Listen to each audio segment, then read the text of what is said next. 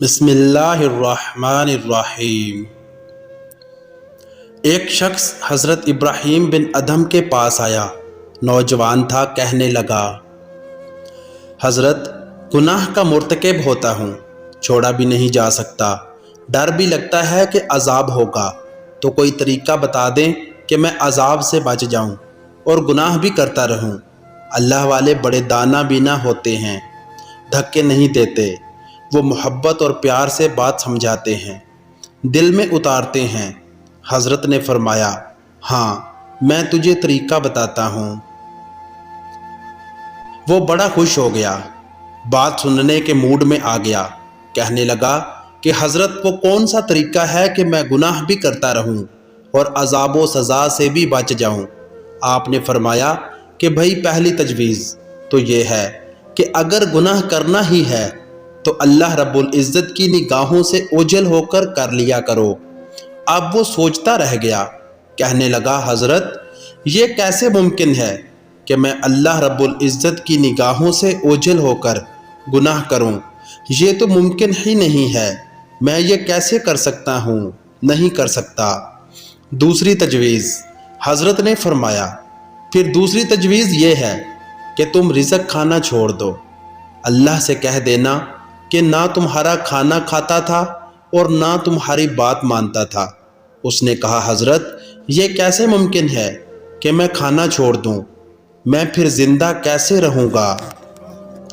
تیسری تجویز، حضرت نے فرمایا، پھر تیسری تجویز پیش کرتا ہوں، اور وہ یہ ہے کہ زمین و آسمان اللہ رب العزت ہی کا مالک ہے، اسی کی حکومت میں ہے، اور بادشاہ کی نافرمانی اس کے ملک میں رہ کر کرنا یہ ٹھیک نہیں ہے، لہٰذا اس سے باہر نکل کر نافرمانی کرنا۔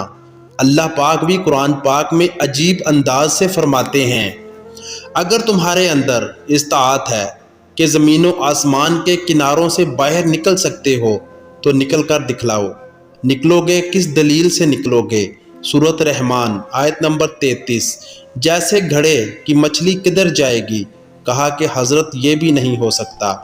چوتھی تجویز، فرمانے لگے، اچھا پھر ایک طریقہ اور بتاتا ہوں، وہ یہ کہ جب ملک الموت آئے روح قبض کرنے کے لیے تو انہیں کہہ دینا کہ تھوڑا انتظار کر لو تاکہ میں توبہ کر لوں۔ اس نے کہا، حضرت وہاں تو انتظار کا تصور ہی نہیں، جب موت آتی ہے تو ایک لمحہ آگے ہوتی ہے نہ پیچھے۔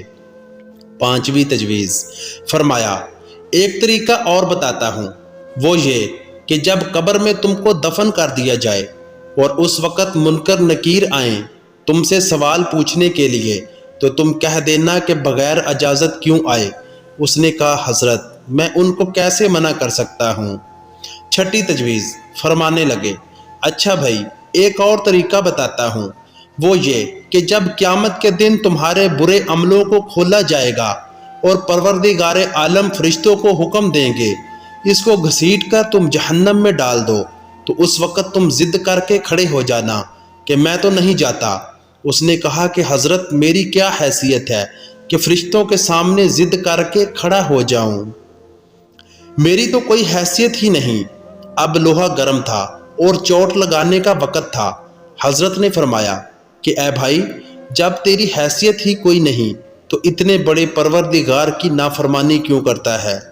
کہنے لگا، حضرت آج سے میں گناہوں سے توبہ کرتا ہوں اور آج کے بعد وعدہ کرتا ہوں کہ اپنے اللہ کی نافرمانی نہیں کروں گا۔ اللہ تعالیٰ مجھ گناہگار سمیت ہم سب مسلمانان عالم کو حیا اور پاک دامنی کا خیال رکھنے اور بے پردگی سے بچنے کی سعادت نصیب فرماتے ہوئے عین صراط مستقیم پر چلنے کی توفیق عطا فرمائے۔ آمین ثم آمین یا رب العالمین۔ تو دوستو یہ تھی آج کی ویڈیو، کیسی لگی کمنٹس میں اپنی رائے کا اظہار کریں، اور ایسی مزید اچھی ویڈیوز دیکھنے کے لیے چینل کو سبسکرائب کر کے بیل نوٹیفیکیشن دبا دیں تاکہ ہر نئی آنے والی ویڈیو کا نوٹیفیکیشن آپ کو ملتا رہے۔ ملتے ہیں نیکسٹ ویڈیو میں۔